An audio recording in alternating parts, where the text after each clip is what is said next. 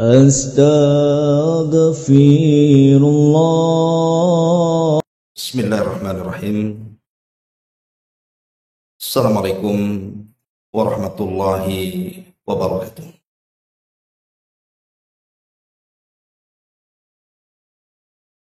Alhamdulillah wassalatu wassalamu ala rasulillah wa ala alihi wa sahbihi wa mawalah wa la hawla wa la quwwata illa billah wa ba'du.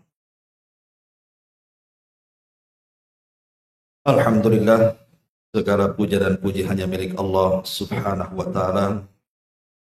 Salawat dan juga salam kita hadiahkan kepada Rasul kita Nabi besar Muhammad sallallahu alaihi wa ala alihi wasallam. Hadirin dan hadirat yang dimuliakan Allah subhanahu wa ta'ala, kita berada di tanggal 3 Muharram 1446 Hijriah. Artinya kita sudah berpisah dengan Nabi sallallahu alaihi wasallam selama 14 abad yang silam. Tentu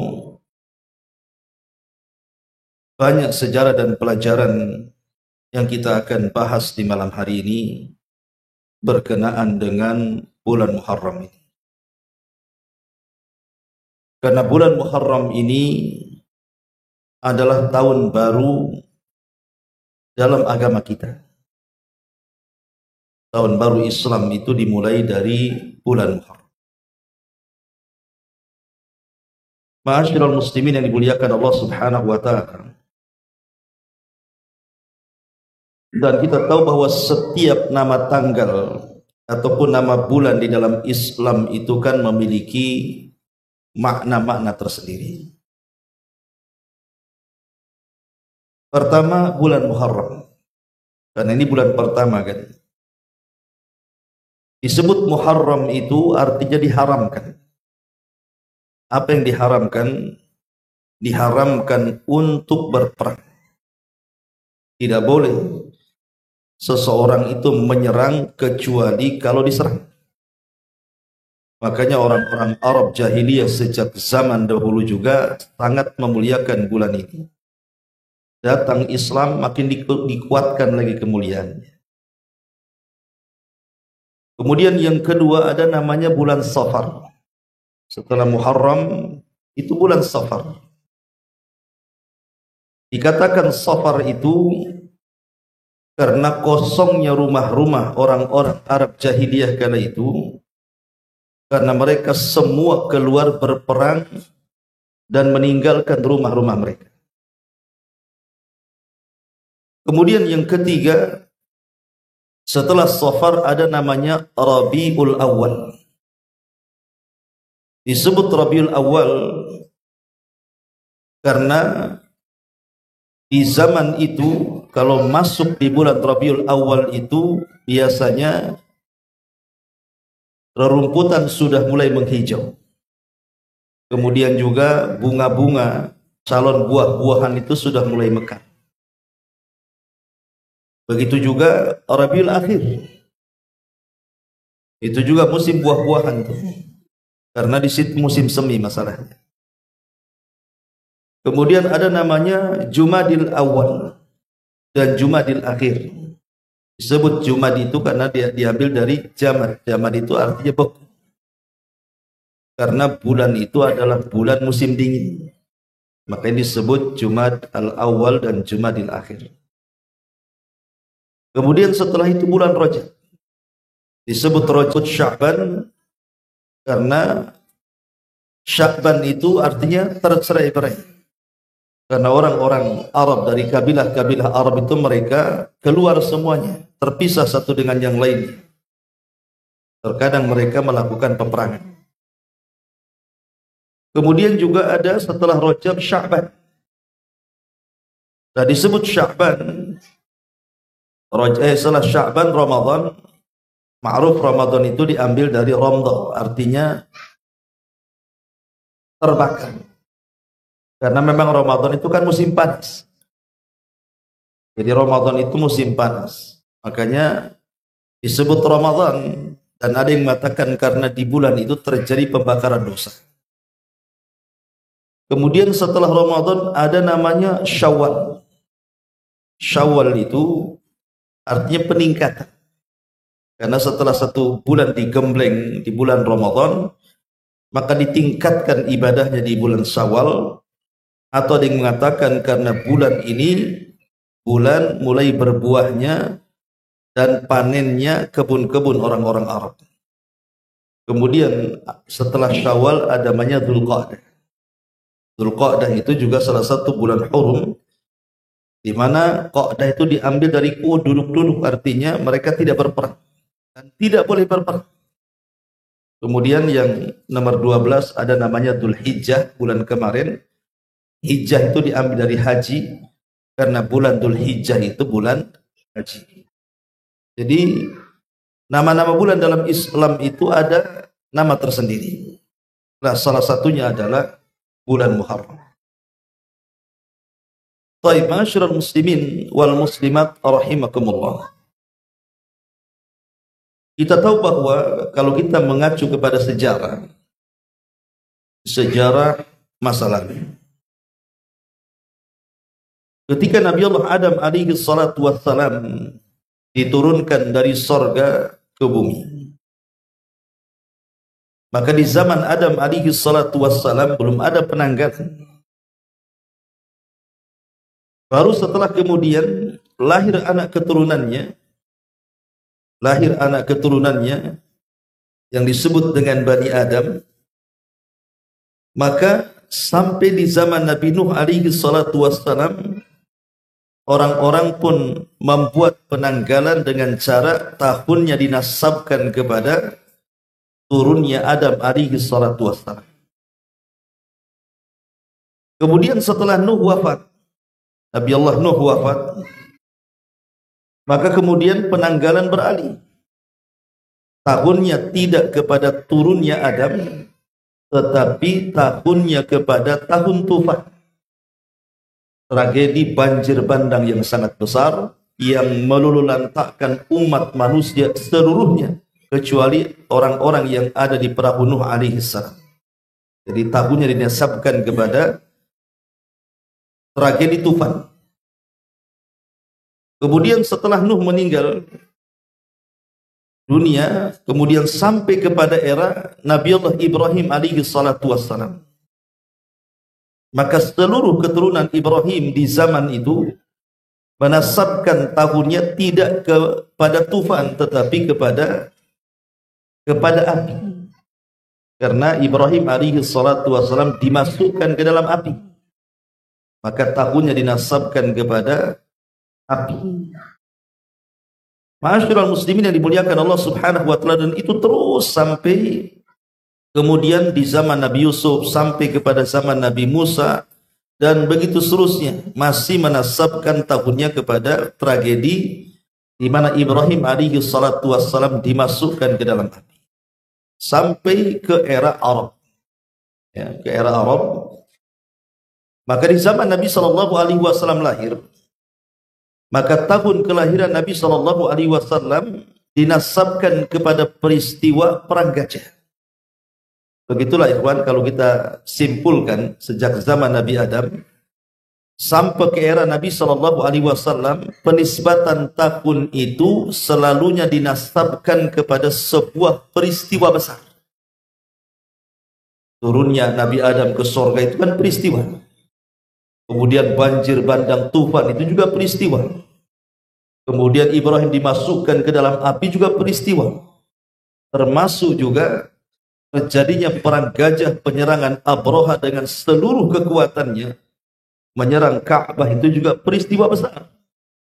Tetapi Abraha kemudian dihancurkan Allah dengan cara dikirim burung ababil, sehingga Allah turunkan ayat alam tara kaifa fa'ala rabbuka bi ashabil fil. Maka kalau kita kemudian menanggalkan kelahiran Nabi sallallahu alaihi wasallam, pendapat yang masyhur selalunya beliau lahir di hari Senin tanggal 12 bulan Rabiul Awal tahun gajah. Kenapa disebut tahun gajah? Karena 50 hari. 50 hari itu kan sekitar 1,5 bulan kurang lebih. Setelah peristiwa itu lahirlah Nabi. Jadi kelahiran Nabi SAW itu lahir 50 hari setelah perang gajah. Makanya tahunnya disebut tahun gajah. Ma'asyiral muslimin yang dimuliakan Allah Subhanahu wa taala. Setelah Nabi SAW diutus, kemudian mulai berdakwah selama 13 tahun di kota Mekah dan 10 tahun di kota Madinah, belum ada penanggalan. Karena waktu itu memang Rasul belum berhajat untuk membuat penanggalan, kan begitu. Ya tentu karena kesibukan Nabi SAW sendiri, apalagi dia periode Mekah itu betul-betul mendapatkan tekanan yang luar biasa, sehingga nggak kepikiran membuat penanggalan. Kemudian sampai di Madinah juga banyak peperangan, banyak jihad yang dilakukan Rasul dan para sahabatnya, sehingga tidak terpikir untuk melakukan pembuatan almanak di zaman itu. Bahkan setelah Nabi SAW wafat juga, era Khalifah Abu Bakar Siddiq radhiyallahu anhu pun belum ada almanak penanggalan Islam itu. Jadi masih menggunakan almanak-almanak dari daerah masing-masing, karena Mekah punya sendiri, Madinah punya sendiri, Yaman punya sendiri, dan begitu seterusnya. Jadi belum disatukan dengan satu penanggalan atau satu almanak yang menyatukan seluruh kaum muslimin. Nah, di zaman Abu Bakar juga belum ada, karena memang Abu Bakar sendiri sibuk memerangi orang-orang murtad dan orang-orang yang mengaku nabi-nabi palsu. Apalagi kekuasaan Abu Bakar tidak lama, hanya 2 tahun saja. Baru di masa Umar ibn Khattab radhiyallahu anhu inilah maka terjadilah sejarah pembentukan almanak Islam, penanggalan Islam. Ma'asyiral muslimin yang dimuliakan Allah Subhanahu wa taala, berawal dari kisah Abu Musa al-Asy'ari. Abu Musa al-Asy'ari ini seorang sahabat Nabi SAW yang direkomendasikan diambil Qur'annya. Artinya beliau sahabat yang mulia dari kabilah Asy'ariyin yang berasal dari Yaman itu. Jadi kekuasaan Umar bin Khattab itu kan di zaman itu sangat luas sekali, sampai bisa mencaplok Persia yang ada di Iran, kan itu. Caplok sama Umar bin Khattab radhiyallahu an dan dimasukkan Islam di dalamnya. Kemudian juga sebagian negara Romawi juga jatuh ke tangan kaum muslimin. Sehingga semakin jauh daerah Islam, tentu juga akan banyak terjadi surat menyurat kan, antara pusat dan daerah. Lah di zaman itu, ketika Abu Musa al-Asy'ari yang merupakan kepercayaan Umar bin Khattab radhiyallahu an membuka dokumen negara.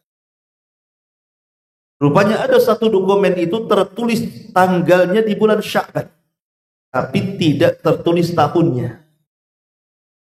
Sehingga Umar bin Khattab bertanya kepada Abu Musa ini Sya'ban tahun kapan? Tahun kemarin kah? Tahun ini kah? Tahun yang akan datang kah? Tidak bisa dipastikan. Sementara itu kan dokumen penting. Lah gara-gara kemudian masalah dokumen yang kemudian tidak jelas tahunnya ini, apalagi kemudian surat menyurat dari daerah ke pusat, itu kan selalu melaporkan. Kalau tidak ada penanggalannya, tidak ada tahunnya, kan repot nantinya. Maka akhirnya Umar bin Khattab radhiyallahu an pun mengumpulkan para sahabatnya, mulai berpikir untuk membuat penanggalan Islam tanpa harus mengekor kepada penanggalan-penanggalan yang lainnya. Maka terpikirlah membuat penanggalan Hijriah. Ma'asyiral muslimin yang dimuliakan Allah Subhanahu wa taala.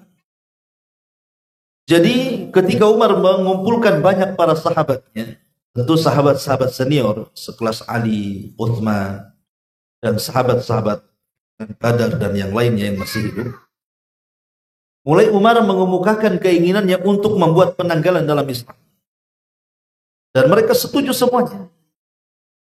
Yang jadi masalah adalah ketika kemudian mereka mengadakan rapat, mereka bingung dari mana memulai penanggalan itu. Ada sebagian sahabat mengatakan, bagaimana kalau seandainya kita mengikuti penanggalan Persia. Dan penanggalan Persia ini biasanya dia membuat tahun itu dari meninggalnya raja yang berkuasa. Begitu juga orang-orang Romawi. Tidak disetujui karena ini kan penanggalan orang kafir. Akhirnya kemudian sebagian sahabat mengatakan, bagaimana kalau dari wafatnya Nabi? Bagaimana kalau diutusnya Nabi SAW menjadi Nabi dan Rasul? Bagaimana kalau dimulai dari peperangan, entah perang Badar, perang Uhud atau perang yang lainnya, atau peristiwa-peristiwa sejarah dalam Islam, tapi semua ditolak. Tetapi ada satu pendapat dari Utsman bin Affan radhiyallahu anhu dan juga sebagian sahabat yang lainnya berpendapat mengatakan, bagaimana kalau diambil dari hijrah Nabi? Kenapa kemudian memilih hijrah? Apa dengan hijrah? Karena di balik hijrah itu, di mana Islam semakin jaya dan kuat, dengan sebab hijrah umat Islam menjadi berkuasa. Umat Islam menjadi memiliki kekuatan. Umat Islam memiliki negara, dan dari hijrah inilah tersebar Islam ke seantero dunia. Jadi sejarah hijrah Nabi itu luar biasa.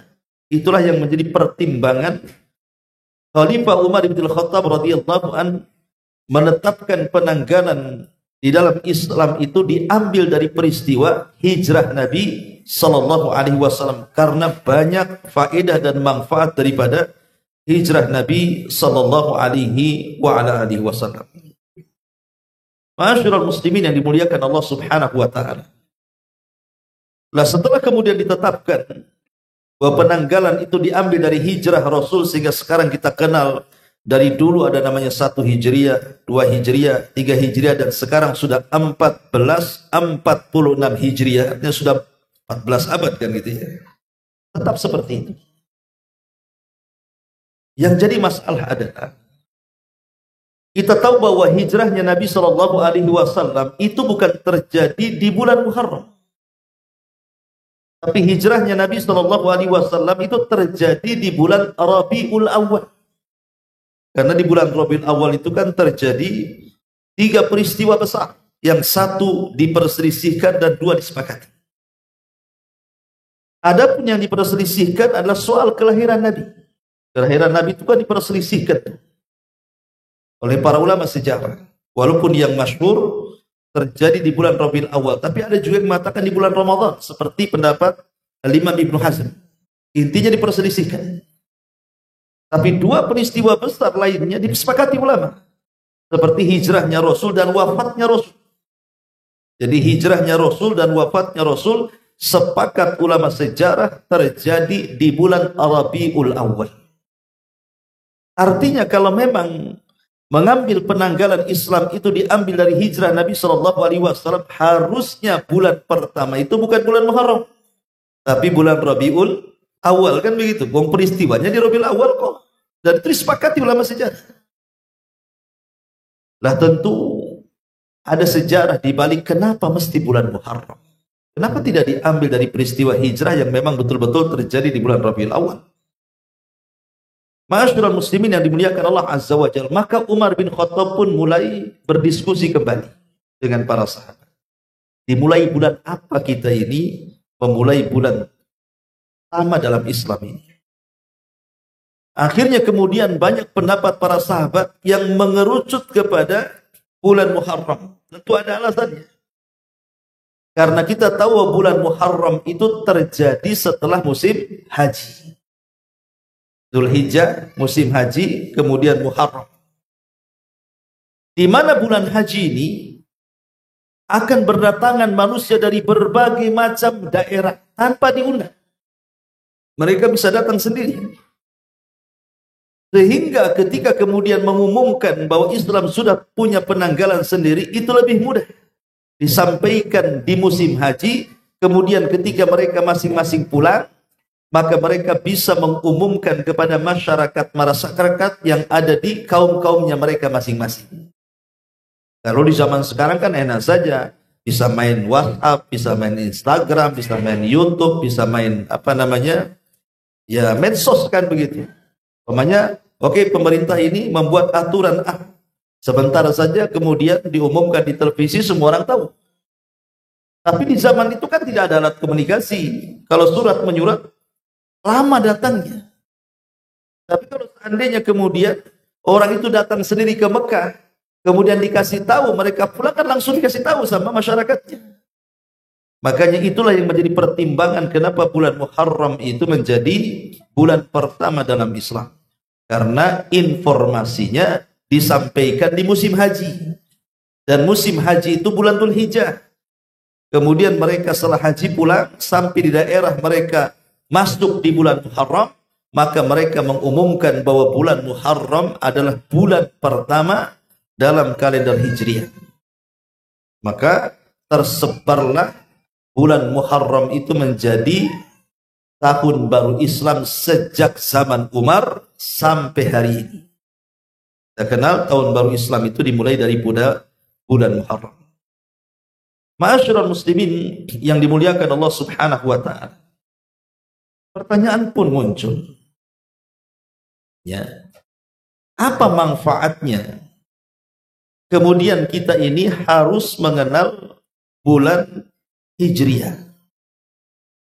Bukankah kita tahu bahwa sebelum lahirnya penanggalan Islam yang dimulai dari hijrah Nabi SAW jauh-jauh hari, sudah ada penanggalan miladi, penanggalan Masehi kan begitu. Dan itu kan umurnya jauh sekali, sudah ada penanggalan Masehi itu. Kenapa kita mesti kemudian diubah dari Masehi ke Hijriah? Di sini harus paham bahwa tolak ukur penanggalan Masehi itu diambil dari peredaran matahari atau disebut dengan Syamsiyah. Tapi kalau almanak penanggalan Hijriah ini diambil dari peredaran bulan yang disebut dengan Al-Qamariyah. Itu saya sudah beda cara penentuannya. Yang satu menggunakan peredaran matahari, yang satu menggunakan peredaran bulan. Ya. Lalu apa di balik peredaran bulan ini dengan peredaran matahari? Begini, ikhwatul fillah muliakan Allah Subhanahu wa taala. Kenapa kemudian kita penting juga mengambil peredaran bulan dibandingkan peredaran matahari? Karena bulan itu menentukan banyak ibadah yang disyariatkan dalam Islam. Kalau tidak mengenal bulan Hijriah, maka banyak ibadah yang tidak kita kenal nanti. Bahkan boleh jadi banyak ibadah yang kita tinggalkan. Contoh, penentuan bulan Ramadan. Penentuan bulan Ramadan itu melihat matahari atau bulan? Melihat bulan, bukan matahari. Dan melihat bulan itu lebih mudah. Tanpa menggunakan alat pun kita tidak akan buta melihatnya. Tapi kalau melihat matahari bisa buta. Mudah kan lihat bulan itu, tengok saja. Walaupun 1 jam nengok bulan nggak akan buta mata kita. Coba tuh tengok matahari 1 jam gini. Apa enggak silo bisa buta tuh mata kita. Artinya Allah memudahkan dengan cara melihat bulan untuk menentukan 1 Ramadan. Ya. Kemudian di akhir Ramadan menentukan 1 Syawal pun melihat bulan juga. Apakah besok Idul Fitri atau tidak? Ini bicara soal ibadah puasa. Ya. Termasuk juga kalau kita menentukan ibadah puasa yang lainnya selain Ramadan, seperti namanya Ayyamul Bid. Ayyamul Bid ditentukan dengan Qamariyah. Bulan 13, 14, 15 kan itu. Kalau antum menggunakan kalender Masehi, belum tentu tanggal segitu itu terjadi purnama. Bisa saja boleh jadi mungkin bulannya masih kecil atau mungkin bulannya sudah lewat. Tapi kalau antum menggunakan penanggalan Hijriah, pasti tepat bahwa tanggal 13, 14, 15 itu dipastikan terjadi bulan purnama. Artinya sudah disyariatkan puasa Ayyamul Bid. Dan itu ya. Ya, termasuk juga puasa Arafah, puasa Muharram, Dan puasa-puasa yang lainnya itu ditentukan dengan qamariyah. Ataupun penentuan wanita yang ditalak, yang dicerai. Dan itu kan karena 3 sucian, ada yang mengatakan 3 haid. Itu pun ditentukan penanggalannya lewat penanggalan qamariyah. Atau zakat, ada haulnya, ada nisabnya. Hampir semua ibadah, ikhwan, yang berhajat kepada waktu itu ditentukan dengan qamariyah, bukan dengan syamsiyah. Artinya dengan bulan hijriah, bukan dengan bulan masehi. Kemudian yang kedua, dengan kita mengenal bulan hijriah, maka kita akan mengenal sejarah Nabi Shallallahu Alaihi Wasallam. Karena sejarah Nabi Shallallahu Alaihi Wasallam itu ditentukan dengan bulan hijriah. Makanya pamannya tahun kelahirannya Rasul sampai tahun hijrahnya Rasul, peperangan Rasul dari perang Badar, perang Uhud, perang macam-macam peperangan, itu para ulama sejarah selalu menyebut tahunnya dengan menggunakan tahun hijriah. Jadi kalau kita mempelajari tahun hijriah ini, almanak hijriah ini, maka kita akan lebih mudah lagi untuk mengenal peristiwa-peristiwa besar dalam Islam. Peristiwa-peristiwa besar dalam Islam dari sejarah-sejarah para nabi atau sejarah Nabi Shallallahu Alaihi Wasallam, dan banyak lagi manfaatnya. Ya. Tapi masalahnya ikhwata fiddin, kalau kita lihat sekarang dunia Islam, apakah itu yang kita kenal lah negara-negara Islam, Turki, kemudian Mesir, Lebanon, macam-macam lah negara-negara Islam, termasuk kita kan, negara Islam ini kan negara yang mayoritas Islam, Indonesia kan. Kenapa negara-negara Islam di dunia kecuali Saudi ya? Kalau Saudi masih menggunakan penanggalan hijriah kalau Saudi. Tapi selain Saudi Arabia itu sudah tidak menggunakan penanggalan hijriah. Rata-rata mereka kembali kepada Masehi. Apa penyebabnya? Harusnya di antara faedah kenapa kemudian Umar bin Khattab itu membuat penanggalan dalam Islam itu, penanggalan hijriah itu kan untuk menyatukan kaum muslimin sebenarnya. Supaya kaum muslimin bersatu. Maka dibuatlah penanggalan hijriah. Itu salah satu tujuan Umar bin Khattab itu, wihdatul Islam, untuk menyatukan kaum muslimin dimanapun mereka berada. Maka diciptakanlah penanggalan Islam ini, penanggalan hijriah ini. Tapi kenyataannya hari ini hampir negara-negara Islam mereka tidak mengacu kepada penanggalan hijriah. Rata-rata mereka mengacu kepada penanggalan Masehi. Apa sejarah perubahan ini? Ada yang mengatakan bahwa terakhir yang menggunakan penanggalan hijriah itu adalah di masa Turki Utsmani. Jadi ketika Turki Utsmani itu, dan itu daulah Islamiyah terakhir Turki Utsmani itu kan. Kan daulah itu kan dari mulai daulah Umayyah di zaman setelah Khalifah Rasyidin kan itu. Kemudian jatuh daulah Umayyah, naik daulah Abbasiyah. Dan itu kemudian naik lagi daulah yang lainnya sampai kepada yang terakhir daulah Utsmaniyah atau dikenal dengan Turki Utsmani. Lah ketika terjadi perang dunia pertama, kalau tidak salah, perang dunia kedua antara ini. Jadi daulah Turki Utsmani ini meminta bantuan kepada Perancis dan sekutunya untuk memberikan bantuan berupa persenjataan, logistik dan yang semacamnya. Dan mereka akan berperang.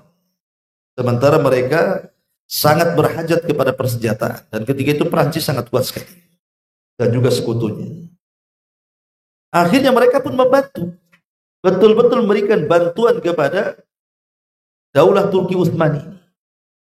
Tapi masalahnya ikhwan, ketika mereka memberikan bantuan kepada daulah Turki Utsmani itu, mereka memberikan syarat-syarat yang sangat berat sekali.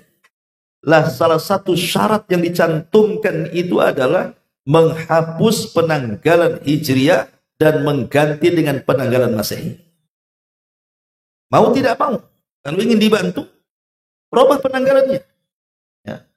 Akhirnya dengan sebab itulah hilanglah penanggalan hijriah di dunia Islam. Yang sekarang masih ada, kerajaan Saudi alhamdulillah masih ada kan itu. Oh, di Saudi masih pakai hijriah. Tapi daerah-daerah yang lain sampai ke Mesir pun sudah menggunakan masih, apalagi kita, apalagi itu sudah diresmikan oleh PBB. Setiap anggota PBB harus mengikuti penanggalan Masehi dan Indonesia ini bagian daripada anggota PBB. Mau tidak mau, nggak bisa negara kemudian mengganti Masehi dengan Hijriah, bisa dipecat sama PBB nanti. Kan gitu. Masih menggunakan penanggalan Gregorian gitu. Ya. Masyurul muslimin wal muslimat rahimani wa rahimakumullah. Itulah sejarahnya kenapa penanggalan ini sampai punah. Ya, alhamdulillah, walaupun demikian kita berusaha, ya, teman-teman kita ketika mereka membuat almanak, mencetak sendiri, berusaha untuk membesarkan tanggal Hijriah dan mengecilkan tanggal Masehi. Tapi umumnya penanggalan mesti yang besar Masehinya tuh. Hijriahnya kecil, kadang nggak ada. Kenapa Ustaz? Karena gajiannya pakai tanggal Masehi. Kalau tanggal Hijriah tak gajian-gajian. Orang gajian pakai tanggal Masehi. Tanggal 30 Masehi, Hijriahnya belum sampai tuh. Nah, ini lambat nanti gajiannya. Lah masyurul muslimin yang dimuliakan Allah Azza wa Jalla, intinya bahwa, dan inilah kemunduran kaum muslimin. Ketika kemudian terjadi pergeseran dari penanggalan Islam kepada penanggalan Masehi ini salah satu bentuk kelemahan kaum muslimin. Kaum muslimin lemah di sini. Padahal sekali lagi bahwa tujuan Umar bin Khattab membuat penanggalan itu satu untuk menguatkan, mempersatukan suara kaum muslimin di berbagai macam daerah dengan penanggalan itu disatukan. Yang kedua, demi kejayaan kaum muslimin. Karena dayanya kaum muslimin itu ketika kita bisa menyelisihi orang kafir. Lemahnya kaum muslimin ketika kita menyerupai orang kafir. Persis seperti sabda Nabi sallallahu alaihi wasallam, la tattabi'anna sanana man kana qablakum shibran bi shibrin wa dira'an bi dira'in hatta law dakhalu juhra dhabbin la dakhaltum. Sungguh kalian akan mengikuti tata cara umat sebelum kalian, sejengkal demi sejengkal, sehasta demi sehasta. Kalaupun mereka masuk ke lubang biawak padang pasir yang berkelok sekalipun, engkau akan ikut di belakangnya. Dan sadaqah Rasulullah, amat sangat benar sabda Nabi SAW. Sekarang bukan hanya di penanggalan saja kita mengekor kepada orang-orang kafir itu. Hampir di semuanya. Di pakaian, di celana, di cara makan. Bahkan makan pun sudah nggak diseleksi halal haramnya. Apalagi sekarang dunia COD, hati-hati. Ya. Karena dunia COD itu kalau antum pesan makanan, ya kan, tidak tertulis halal haramnya kan. Kalau yang jujur disebut halal kan itu ya. Banyak juga yang kosong itu, cuman ditampilkan gambar-gambarnya saja kan. Mau enak nampak. Antum tidak tahu di situ ada babinya, ada anjingnya, ada tidak tahu kan itu kan. Makanya seleksi, kalau anda cari makan lewat aplikasi itu, antum pastikan warung makannya. Sehingga antum yakin ini yang jual ini muslim. Gitu ya. Tapi sekarang ini enggak, pokoknya apa yang dimaukan dia langsung pesan, enggak peduli ini ayam ini yang nyembelih siapa, yang penting ayam kan itu. Dia enggak tahu yang jual itu orang Cina, bukan agamanya, bukan muslim. Kalau ahli kitab masih mendingan lah, boleh kan sembelihannya. Tapi kalau selain ahli kitab kan haram, tidak boleh. Ya. Ma'asyiral muslimin wal muslimat rahimani wa rahimakumullah. Setelah kita tahu sejarah tentang berdirinya penanggalan Islam, yaitu 1 Muharram, sekarang sudah 3 Muharram ya. Pertanyaannya lalu, apa hikmah di balik pergantian tahun ini? Apa sih hikmah di balik pergantian tahun ini? Karena pergantian tahun ini kan hakikatnya ikhwan, itu pergantian usia kita yang muda menjadi tua. Berarti kan sudah bergeser, sudah nambah 1 tahun usia kita. Artinya di sini Allah Subhanahu wa taala hendak mengingatkan kepada kita tentang pentingnya muhasabah. Pentingnya muhasabah. Jadi tahun baru itu amalan yang paling dianjurkan adalah muhasabah. Apa itu muhasabah? Sedikit kita jelaskan. Ma'asyiral muslimin yang dimuliakan Allah Subhanahu wa taala, di dalam surah Al-Hasyr ayat 18-19. Allah Subhanahu wa taala berfirman, "Ya ayyuhalladzina amanu taqullaha wal tanzur nafsum ma qaddamat lighad. Wattaqullaha innallaha khabirum bima." Wahai orang-orang yang beriman, bertakwalah kepada Allah dan hendaklah setiap jiwa itu memperhatikan apa yang telah diperbuatnya untuk esok harinya. Dan bertakwalah kepada Allah karena sesungguhnya Allah Maha mengetahui apa yang kalian lakukan.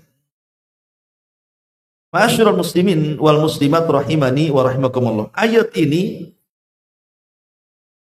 anjuran kepada kita untuk selalu introspeksi. Dan itu dijelaskan dalam hadis Nabi sallallahu alaihi wasallam di mana Nabi SAW mengatakan apa? Al-kaisu man dana nafsah wa amila lima ba'dal maut. Orang yang cerdas. Kalau kita katakan orang cerdas itu biasanya kalau dia sekolah punya nilai bagus, komlut, baru dikatakan, oh itu orang cerdas, komlut itu. Iya, dalam dunia pendidikan. Oh itu cerdas itu, penemu itu, makanya dia profesor. Itu di dunia. Tetapi dalam pandangan Allah Azza wa Jalla, orang cerdas itu bukan orang yang punya nilai komlut, bukan. Apa kata Rasul? Al-kaisu man dana nafsahu wa amila lima ba'dal maut. Orang yang cerdas itu adalah orang yang selalu introspeksi. Bagaimana hari ini harus lebih baik daripada hari kemarin, bagaimana hari esok harus lebih baik daripada hari ini. Kemudian yang kedua, beramal untuk setelah kematian. Apa yang akan kita bawa? Itulah orang yang cerdas.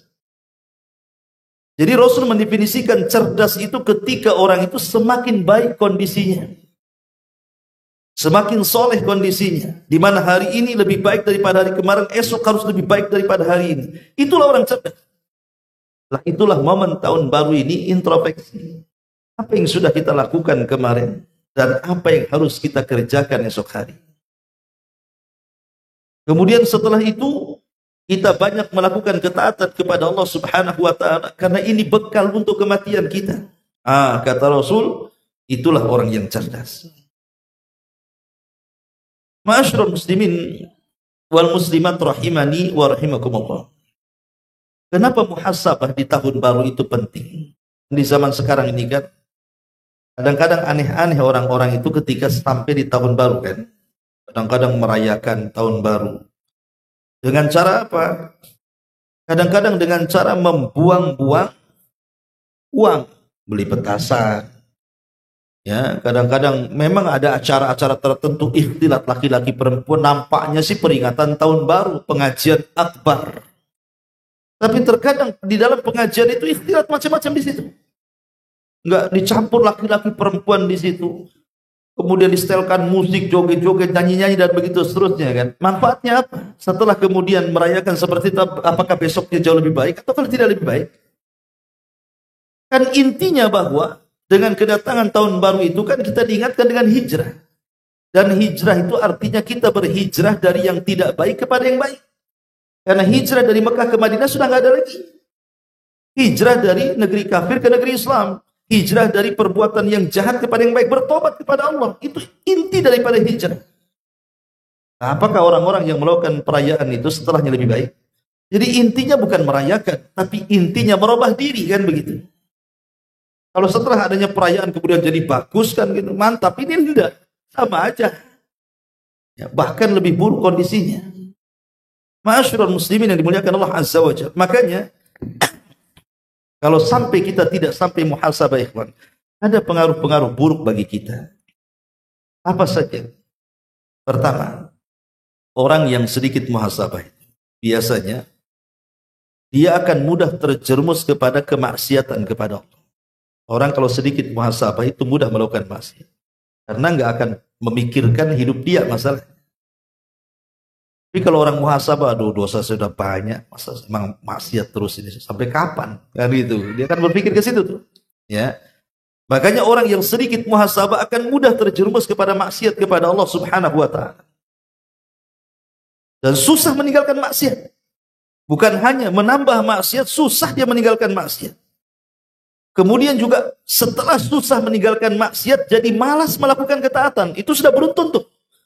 Ya, orang kalau sudah kemudian tidak muhasabah, terjerumus kepada mudah melakukan maksiat. Setelah mudah melakukan maksiat, susah pula keluar dari maksiat. Setelah susah keluar dari maksiat, susah pula melakukan ketaatan. Itu memang tasalsul seperti itu, akan saling bersambung tuh. Termasuk juga kalau sudah seperti itu, sudah banyak maksiat, susah bertobat, susah taat kepada Allah Azza wa Jalla, maka hari-hari yang dilalui hanya akan membawa dosa di hadapan Allah Subhanahu wa taala. Makanya penting kita ini muhasabah. Lalu apa yang bisa mendorong kita untuk mampu melakukan muhasabah di tahun baru ini?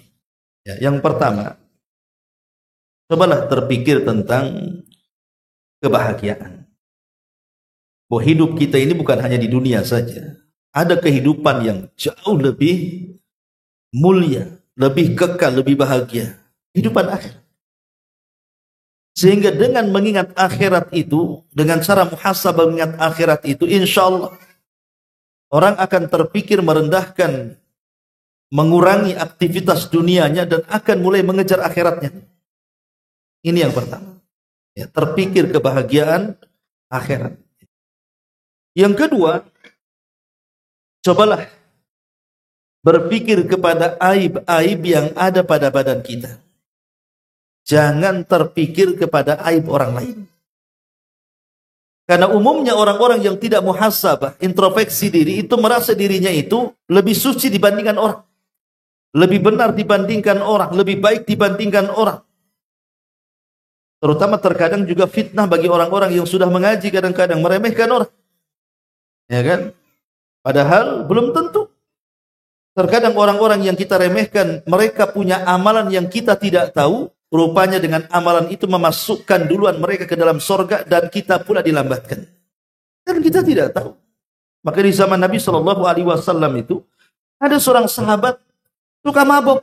Di zaman Nabi juga ada sahabat yang mabuk itu. Tapi di zaman itu kan nggak mabuk terang-terangan. Lain ke sekarang ya kan, minumannya aja terang-terangan dijual. Apalagi yang mabuknya sampai tidur di solokan pun ada kan. Di zaman Nabi ya sembunyi-sembunyi, tapi kalau orang sudah mabuk kadang-kadang lupa diri kan, akhirnya ketahuan.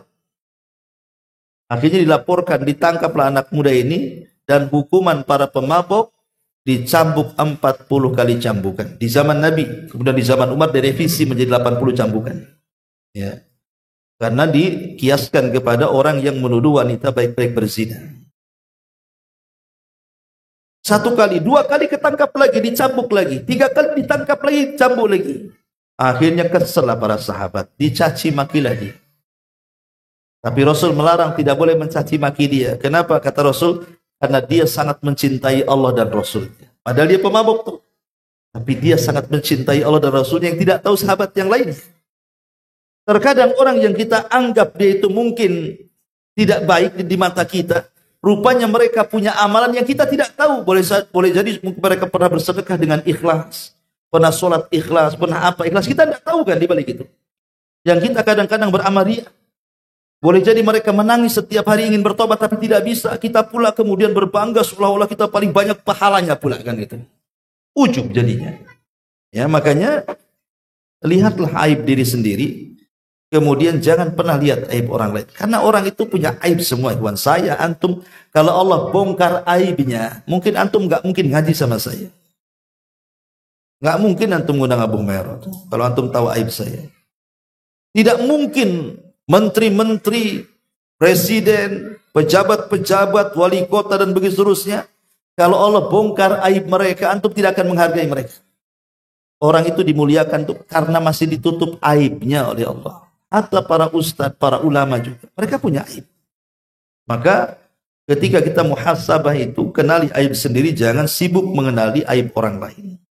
Kemudian yang ketiga, ya, cobalah kita berpikir tujuan Allah menciptakan kita itu apa. Dan kita ada tujuannya. Kenapa Allah ciptakan saya ya? Harusnya kan pertanyaan itu kan ada pada diri kita. Buat apa Allah ciptakan saya? Kenapa harus terlahir saya ke dunia? Rupanya Allah Subhanahu wa taala sebutkan dalam Quran tujuannya. Wa ma khalaqtul jinna wal insa illa liya'budun. Oh, tidaklah aku ciptakan jin dan manusia kecuali dengan sebab itu Allah perintahkan mereka untuk beribadah, untuk mentauhidkan Allah. Kalau orang tahu tujuan Allah menciptakan kita, tentu kita tidak akan seperti binatang, karena ada manusia itu justru seperti binatang, bahkan lebih parah daripada binatang. Kerjanya hanya makan, minum, tidur, nggak pernah ingat Allah. Melakukan maksiat, begitu setiap hari. Apa bedanya Anda dengan binatang? Seolah-olah nggak ada tujuan hidup saja. Tapi manusia itu ada tujuan hidup. Tujuan hidup mereka adalah ibadah.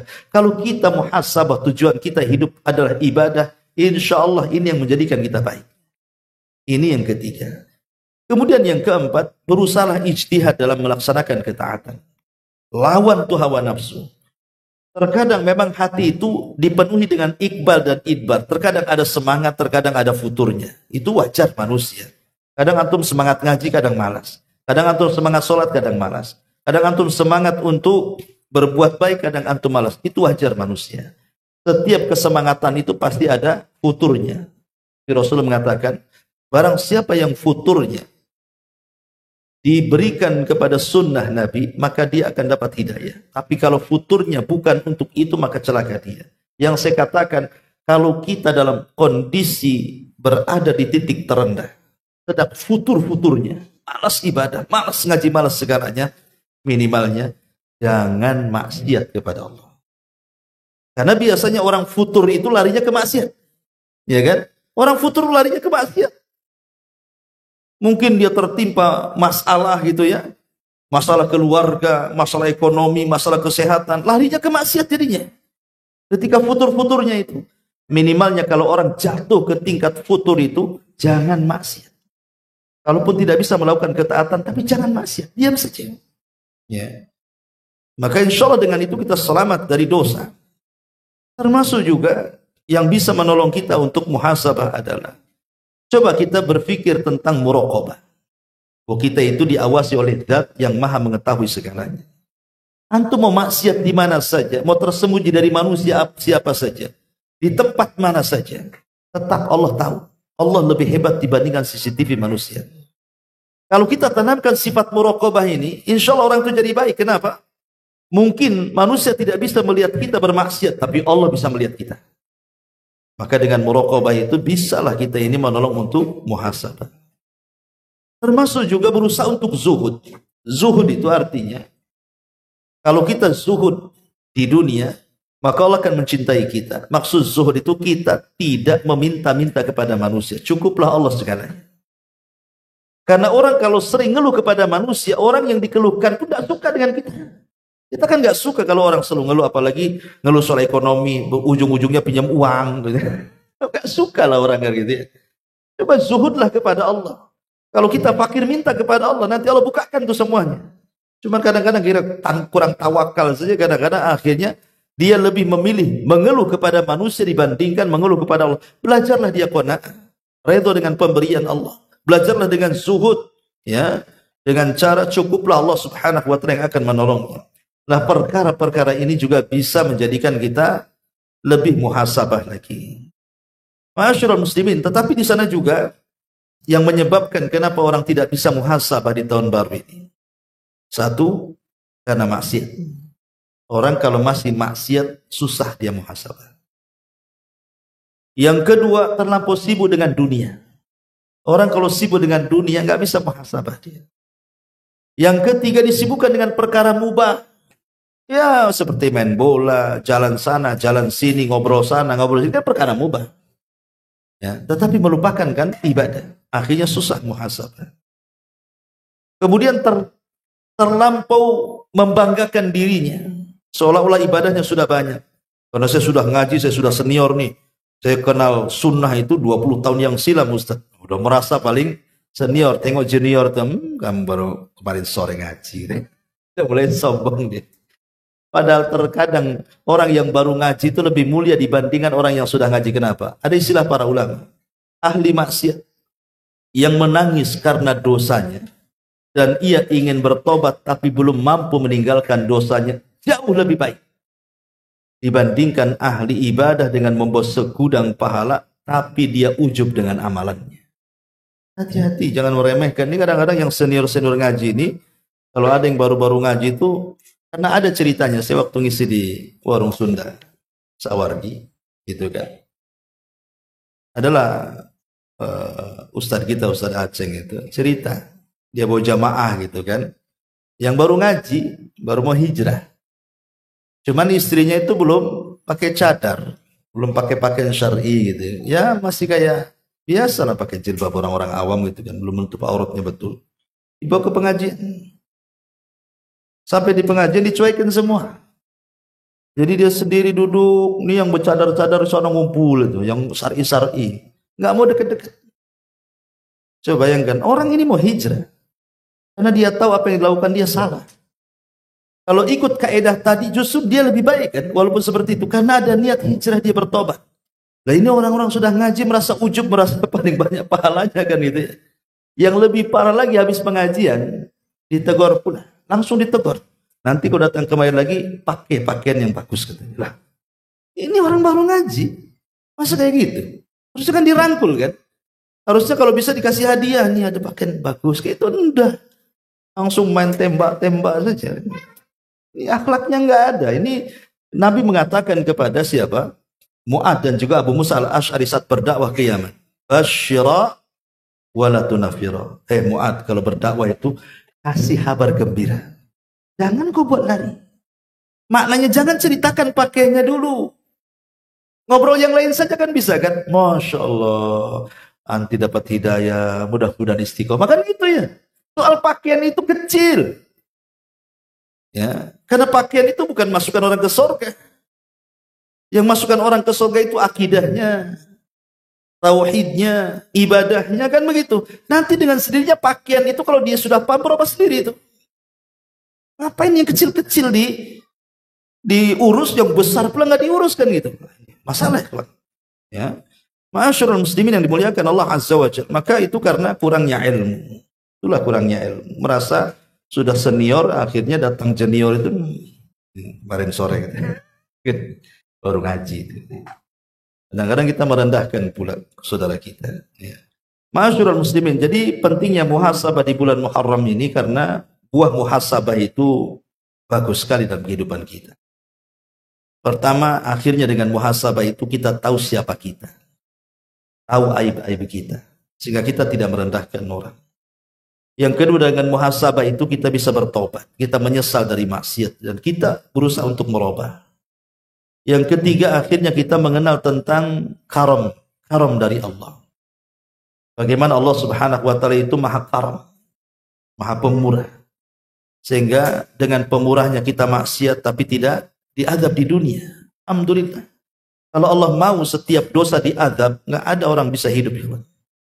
Atau minimalnya kalau orang berdosa itu Allah kasih bau yang tidak baik, nggak mungkin saya duduk dekat antum atau antum duduk dekat saya kan. Ya Allah maha baik dengan kita. Allah tutup aib kita. Allah tidak azab, bahkan tidak dikasih bau pun kalau kita maksiat. Ini menunjukkan bahwa karamnya Allah. Kemudian yang keempat, akhirnya dengan muhasabah kita tahu hak-hak kita kepada Allah seperti apa. Dengan muhasabah juga akhirnya kita semakin merendah diri dan kita tahu kehambaan kita kepada Allah subhanahu wa ta'ala. Akhirnya dengan itu kita semakin semangat lagi untuk melaksanakan ketaatan dan menjauhi kemaksiatan. Dan boleh jadi kalau dia pernah mengambil hak-hak orang lain, dengan muhasabah kita akan kembalikan hak-hak itu. Dan banyak lagi manfaat orang yang bermuhasabah. Makanya ada perkataan Ibnu Aun rahimahullahu ta'ala. Apa kata dia? La tathik bikathratil amal. Fa innaka la tadri yuqbal minka amla. Wa la ta'man dunubuka fa innaka la tadri hal kufirat anka amla. Apa kata Ibnu Aun yang dinukilkan di dalam At-Taubah Ibnu Abi Dunya? Janganlah engkau yakin dengan banyaknya amalan. Karena sesungguhnya engkau tidak tahu apakah amalanmu diterima atau tidak. Jangan pula merasa aman dari dosa-dosamu. Karena sesungguhnya engkau tidak tahu apakah dosamu diampuni atau tidak. Ini harus kita tanamkan di tahun baru. Jangan merasa yakin amalan kita banyak, karena kita tidak tahu amalan mana yang diterima. Dan jangan pula kita ini merasa aman dari dosa kita, karena kita tidak tahu dosa mana yang diampuni. Jangan-jangan amalan kita tidak diterima, dosa pula tadi diampuni. Sementara kita merasa bahwa semuanya sudah baik-baik saja, ternyata tidak baik-baik saja di hadapan Allah. Oleh karena itulah maka beristihadlah, karena al-waktu anfasun la ta'ud. Kata ulama bahwa waktu adalah nafas yang tidak mungkin kembali. Yang lalu tidak mungkin kembali. Yang akan datang belum tentu kita sampai. Yang sekarang inilah kita perbaiki. Begitulah kata para ulama. Karena semua waktu ini akan ditanya, la tazulu qadama 'abdin hatta yus'al an arba'. Tidak mungkin bergeser kaki anak Adam itu sampai ditanya 4 perkara. Semua bicara umur, bicara waktu. Umur, kemana kau habiskan? Masa muda, kemana kau lampiaskan? Harta, kemana kau belanjakan? Dan dari mana kau dapatkan? Kemudian ilmu, sudahkah kau amalkan? Ini bicara waktu semuanya. Umur, bicara waktu. Masa muda, bicara waktu. Mencari harta dan belanjakannya juga butuh waktu. Mencari ilmu dan mengamalkannya pun butuh waktu. Semua akan ditanya di hadapan Allah. Makanya sampai Allah bersumpah di banyak ayat dalam Al-Quran itu menggunakan waktu. Wal asri demi asal, wal fajri demi fajar, wal duha demi duha, wal laili demi malam, wal nahari demi siang. Itu banyak dalam Quran. Allah bersumpah dengan waktu. Kenapa? Karena kita ini berjalan dengan waktu. Dan waktu itu akan ditanya di hadapan Allah subhanahu wa ta'ala. Wallahu a'lam bishawab. Ini yang bisa saya sampaikan. Pas sudah jam 9. Sebelum saya tutup, kalau ada yang bertanya, silahkan.